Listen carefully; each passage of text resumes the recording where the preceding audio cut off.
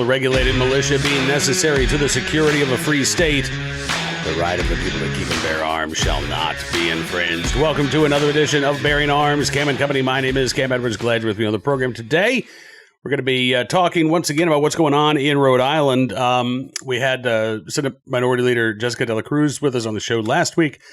Today, we're going to be talking with Tonya Pereira from Surplus Provisions and Firearms, a store that's been around for more than a decade, but has just recently, like within the past 5 days, gotten into the business of selling firearms. They had their, again, it's not their opening weekend, but I guess their opening weekend as a gun store last weekend, and it sounds like business was booming, no pun intended. But man, what a tough time to move into the world of selling firearms, right when one of the most popular products is going to be illegal to sell a year from now, right? Because July 1st, 2026 is when Rhode Island's ban on the transfer of so-called assault weapons begins.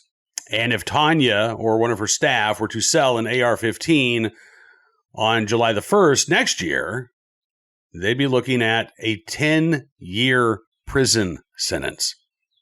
Now, I've gone through some cases out of Rhode Island. I mean, I've seen repeat drunk drivers get less than 10 years. I've seen people who've been convicted of violent crimes like a battery get less than 10 years. But selling the most popular rifle in the country could land you in prison for a decade, starting on July 1st, 2026 in Rhode Island. So with that as the backdrop, I had the opportunity to spend some time with Tonya before the doors open on what I'm sure is going to be another very busy day, just getting her thoughts on the gun control bill that Dan McKee has signed. Again, what it is like to open up as an FFL in this type of environment, and what gun owners, not only in Rhode Island, but around the country can do to help preserve and protect our Second Amendment freedoms. Take a look and listen. Tonya, thank you so much for coming to the program today. It's great to see you. Thanks, Cam. Thanks for having us on. And this is probably like the quietest time of the day, maybe the only quiet time of the day in your store right now, right? Yeah, just about. We actually have guys in the back right now running paperwork. But this is the only time our store is quiet is when our doors are closed. So Surplus has been around for how many years now? So we've been in business since 2012. Okay. And in 2016, we opened our first brick and mortar. And then 2020 COVID happened, which was crazy. And then in 2020, I forget which year we are in now. In 2022, we started our move. And then last year in 2024, we actually tripled in size in our new location. And this year, we just had our release, our Locked and Loaded launch, which introduced firearms into our business. So we've had a few big moves in the last couple of years. Yeah, absolutely. When did you decide that you wanted to get into the firearms business? So funny enough, we actually have wanted to do this for a very, very long time. And when we started getting involved with like ammo and we started looking at different firearms and what we wanted to do, COVID had just happened and we exploded. It was insane. I mean, it was just crazy, crazy business. So there was no way that we could bring it in at that time. Everything was just absolutely, literally insane at that time. So when COVID died down, we started, saying this is what we want to do. We came up with the plan and we were just out of room at our previous location. So we started looking for other locations and then we came upon this location and the build out, it ended up taking a lot longer, just like everything else. It took a lot longer than expected. So then we sat here, we opened in November and then we said, okay, in January, we're going to start bringing in the firearms and then we will have that ready for, like a spring/summer launch. So it's been in the works for a very, very long time. And it has been, everything you see here has been ordered since January. Wow. I mean, and it sounds like this past weekend when you, again, kind of officially launched as a full service gun store. I mean, it sounds like the reaction from Rhode Islanders was overwhelming, right? Yeah, it was absolutely crazy. We had people that were camping out since Wednesday night at midnight, pitching tents, camping out. We had a bunch of guys in the front of the store. Meanwhile, we're open 7 days a week. So we were conducting business as normal, shy of the firearms up until Saturday morning. Now, the reason why they were camped out is because you were doing a pretty great giveaway, right? I mean, you were giving away an AR-15, you gave away a shotgun, you gave away a couple of AR-15s, actually, right? How many guns did you give away this past weekend? So we gave away 3 AR-15s, a Mossberg shotgun, a 1911, and a revolver. So we gave away 6 firearms this weekend. Okay. And some of those went to the first customers when the doors opened Saturday morning. So that's why you had people camping out several days earlier, right? They were waiting to get their hands on some free firearms. And I got to ask, I mean, I have seen your videos. You've done a great job of talking about not just your store, but the Second Amendment. You've done a fantastic job of alerting people to what's going on at the State House. I know that you were there with your yellow shirt earlier this year fighting against the gun ban that Governor McKee just signed into law. What is it like to open up a gun store right after you've been told that, hey, your most popular product, you're not going to be able to sell 12 months from now? Yeah, unfortunately, it's very disheartening. I mean, we're in Rhode Island, which already is very anti-small business. And when we announced our launch, I mean, we had a little calendar going, and June 4th was when we were going to release the information of our launch. And on the 3rd is when the House passed the bill out of committee. And on the 5th is when they passed it out of the floor. So it was right in the middle of that happening. We didn't know what was going on. I mean, there's a very, very large investment into firearms. So we didn't know if something was going to happen right away or if there was going to be a delay or exactly what was happening. And it's such a shame that some of these politicians just don't listen to their constituents, because we are up there year after year after year and we try to educate them as much as we can. And almost every single one of us on the 2A side always extend an olive branch to anybody who is uncomfortable with firearms or who's uneducated with firearms. We say, hey, you want to go to the range? We'll take you to the range. We'll show you this.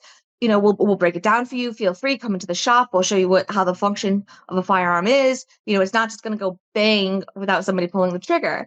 And, some people have taken us up on that, and other people in the industry as well. And, their minds end up changing. But unfortunately, those that are really, really, really pushing that progressive agenda, they don't want to hear it. They don't. I mean, I was watching the debate in the Senate on my computer, not live. And, it's interesting. We had Senate Minority Leader Jessica Dela Cruz on the show last week talking about this. And, she had offered an amendment. There were a couple of amendments that were offered. One of them basically would have directed the Attorney General to come up with a report every year. How often are, these quote unquote assault weapons used in crimes, and what crimes are they used in? Now, he already, I guess, does this for quote unquote gun violence. But this would have been specifically at the guns that were targeted by the Democrats this year. They didn't want that report. They didn't want that information. They didn't want to know. Right. And that to me was so frustrating because, again, it just shows that this isn't about public safety. It's about public relations. It's about politicizing the exercise of a fundamental right. And they are perfectly happy burying their heads in the sand so that they don't have to acknowledge, oh, these guns aren't used in a lot of crime. The vast majority of people, the vast, vast majority of people who possess these firearms are responsible gun owners. They're using them for self-defense. They're using them for recreational shooting, for target shooting, for hunting, but they're not out there, trying to assassinate people. I heard one lawmaker say the only reason I know these things is to murder people. I mean, if that was the case, then this country would be an outright war zone, right? Instead, we're looking at the lowest murder rates in the United States in 50, 60 years right now. Yeah, absolutely. And, there's a great thing that has gone around, I mean, for years and years and years. If gun owners were the problem, you would know it. Right. Because there's so many firearms in circulation with legal, law-abiding gun owners. And if we were the problem, you would know it. It would be very, very obvious. It's not on law-abiding citizens. It's on the criminals. And the criminals that are using the firearms, they're not getting them through legal means. They're getting them on the black market. And they're committing crimes. Criminals don't care about laws. They don't care. They're committing a crime. They're already breaking the law. So passing more laws to stop a criminal from breaking the law is going to do nothing. And it seems like pretty much common sense. But unfortunately, you're correct. It's very politicized. And, there's some people that just want to kind of move up and gain some more power and move up politically. And they're using our rights in order to do so. Yeah. Yeah. Well, again, I'm glad to know that, again, not only are you getting into the business, but that you are, do you consider yourself to be a Second Amendment activist? I mean, I kind of just started asking questions one day. When I couldn't get those questions answered, I started looking into exactly, why is this happening, and how does this happen? And well, why can they do this? And don't we have these rights? And that's truly how I got involved. There was nobody to go to. There's nobody explaining anything or what was going on or the whys behind anything. So I just started asking questions and gaining knowledge. And it's unfortunate that really everyday people just don't know what's going on behind the scenes at a local and a state level. And it's very scary because they do a lot of stuff up there. Whenever we're up there for any type of firearm bill, there's so much other legislation that they have with it that, we hear throughout the session. And it's like, really? They're introducing that?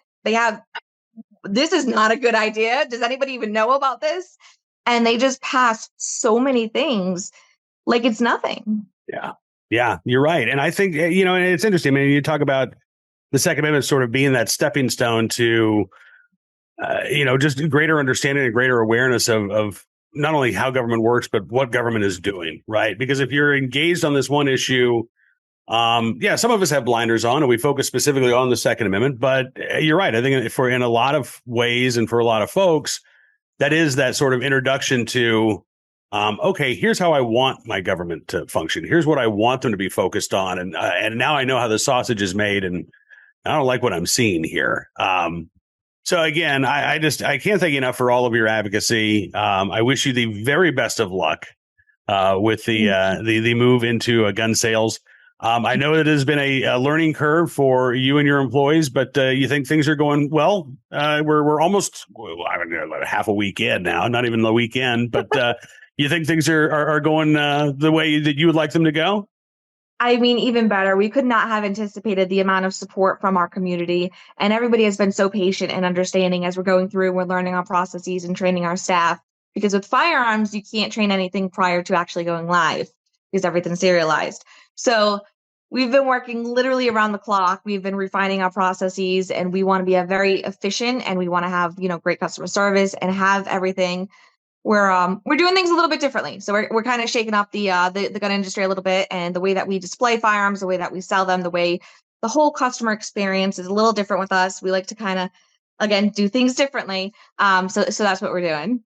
Right. I might have to make a drive up to Rhode Island and see how differently you guys are doing things at some point. But yeah, Jessica, please do. We'd love to have you. I'm sorry. I don't know why I called you Jessica. I guess I'm still thinking about Jessica De La Cruz. Tonya Pereira from Surplus. Thank you again for joining us on the program. I know you've got a very busy day ahead of you, but I really appreciate you carving out a few minutes. And I hope we can check back in maybe in a month or two, see how things are going. Yeah, that would be great. I look forward to it. Awesome. Thanks so much. Tonya Pereira joins us from Surplus there in the great state of Rhode Island. My thanks to Tonya for joining us on the program, and looking forward to having her back. Actually, we were talking off the air about a couple of the strategies that are being used to take back power from the anti-gunners in Rhode Island. So I think within maybe the next month or two, we'll have Tonya back in the program kind of talking about what those efforts entail. Right now, though, let's turn our attention to today's Armed Citizen story, our good deed of the day, and our recidivist report. We will start there with a headline out of Indianapolis, Indiana. 7 sentenced after 240 guns stolen from Indy. 240. I mean, that's a pretty large amount, isn't it? Only about 60 some odd guns have been recovered. By the way, 61 out of the 240 as of May the 5th this year. According to the ATF, many of the guns turned up at crime spots in Indianapolis, Lafayette, Indiana, Gary, Chicago, Illinois, Oklahoma, state of Florida. There were 174 9mm semi-automatic handguns that were taken, 13 38 caliber revolvers, 2 22 caliber revolvers, 8 10mm handguns, 5 semi-automatic rifles, 38 45 caliber handguns. And the individuals charged received a variety of sentences here. 7 individuals charged in connection with the thefts. Court documents say 33-year-old Bruce Williams and 30-year-old Ryan Hurt, who were both working at a shipping center, were the masterminds behind the scheme. They recruited others, including a 32-year-old Malik Mendez, convicted felon Antonio Grant, who's 33, to help out. The stolen guns were then sold to people, including 23-year-old Kevin Jones Jr., convicted felon Dominique Ellison, who's 37 years old, 27-year-old Zachary Doss, who then would sell those guns in illegal commerce to other people. All right, so the masterminds, Bruce Williams and Ryan Hurt. Well, Bruce Williams got 9 years in prison and 3 years of supervised release for stealing 240 guns, which to me sounds like a pretty light sentence. His co-mastermind, according to prosecutors, a 30-year-old Ryan Hurt, got just 4.5 years in prison and 3 years of supervised release. Meanwhile, Kevin Jones Jr., 3.5 years in prison. Zachary Doss, 2.5 years in prison. Dominique Ellison and Malik Mendez, both sentenced to 1.5 years in prison. Again, for being a part of this, not just gun trafficking ring, but a gun theft and trafficking ring. These were federal charges. Conspiracy to receive, own, store, sell stolen guns. Some of these individuals charged with possession of a firearm by a convicted felon. And I got to say, I mean, for as serious as this was, the fact that there are still about 180 stolen firearms that have not been recovered, less than a decade behind bars as the most severe punishment for this crime, I am perplexed as to why we saw a deal like this. And again, this was the result of a deal, I believe. I don't believe this was a case where a jury convicted these individuals and then a judge sentenced them to this light sentence. If that was the case, if it was the judge's discretion, I guess ultimately was, whether it was a jury trial or not. Again, I am at a loss as to why such a slap on the wrist would be given to such serious crimes. All right, on to today's Armed Citizen of the Day. And this, kind of a weird one, I'm going to say, from WYMT in Kentucky, which reports that a Pike County man was shot during a break-in and then ultimately arrested for attempted murder after an hours-long standoff with police. Now, oftentimes, we'll hear about these armed citizen stories. Many times a gun never fired, but the homeowner is able to hold an intruder at bay until authorities arrived. Apparently, that's not the case here.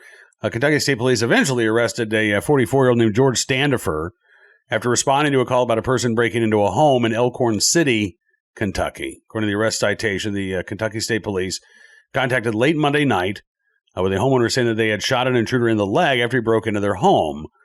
When they showed up, they found Standifer not in the house, but in an alley behind the residence. A Kentucky State trooper wrote, the subject had the gun and refused to put the weapon down. The subject stated that he was going to kill us multiple times. The troopers did not engage the suspect. Again, there was a standoff that lasted, I guess, a few hours. According to WYMT, the man eventually put the gun down. Troopers rushed him to get the firearm out of reach, at which point Standifer reportedly began to resist his arrest and, while smelling of alcohol. After speaking with the family in the home, the troopers were told that Standifer lived in a camper next door, but a resident of the home says that Standifer came in uninvited and was making threats to kill the family. He actually, according to the resident, attempted to shoot the resident in the head, but Standifer's gun jammed, and so the resident was able to get his gun and shoot at Standifer, hitting him in the leg. Standifer then tried to shoot his gun at a woman inside the home, according to the citation, but once again it failed to fire. That's when they were able to force him out of the home and call 911. Standifer has now been charged with attempted murder, wanton endangerment of a police officer, terroristic threatening, resisting arrest, disorderly conduct, menacing, as well as public drunkenness, basically alcohol intoxication in a public place. We'll see if there's more updates to this story. I am glad that the residents of that home are safe and sound. Glad that they had a firearm to protect themselves. Glad that Standifer's gun jammed or malfunctioned. And again, we'll see what kind of deal might be coming his way or whether prosecutors there in Elkhorn City will take his case to trial. All right. Finally today, our good deed of the day, in the right place at the right time, willing able to do the right thing. A good Samaritan in Florida who saved a woman who fell overboard while on the Peace River. And, I saw this headline. I thought, well, how bad could it be? I mean, she fell overboard. There's a river, guy came along and found her. No. According to the Punta Gorda Police Department and the Charlotte County Sheriff's Office, this woman had actually been in the river all night. She fell out of a boat late Sunday. She spent the night in the water trying to swim to shore, fighting against the tide, wind, and current. She had fallen out of her canoe, according to what she told emergency responders, so that she didn't have anybody with her. Nobody knew right away, obviously, that she had fallen into the water accidentally. And it was thanks to a Good Samaritan, a boater, who found her and was able to pick her up. That's when the Sheriff's Marine Unit responded after the Good Samaritan actually plucked her out of the water, taken her to a local hospital for treatment. She, last report, in good condition, which may very well have not have been the case were it not for that alert boater who spotted her in the water and, again, able to take her to safety on shore. So, again, in the right place at the right time, able to do the right thing. The anonymous Good Samaritan in Punta Gorda, Florida. We thank you for your very, very good deed. All right, that is going to do it for this edition of Bearing Arms Cam & Company, and it's also going to do it for this week's Bearing Arms Cam & Company, because I'm going to take tomorrow off, and then we'll be off on Friday for Independence Day. We will be updating the website, though. We do anticipate not only perhaps the One Big Beautiful Bill being signed by President Donald Trump on Independence Day. We'll see if that happens. I'm not making any predictions at this point. I'm not making any predictions about what the language is going to look like.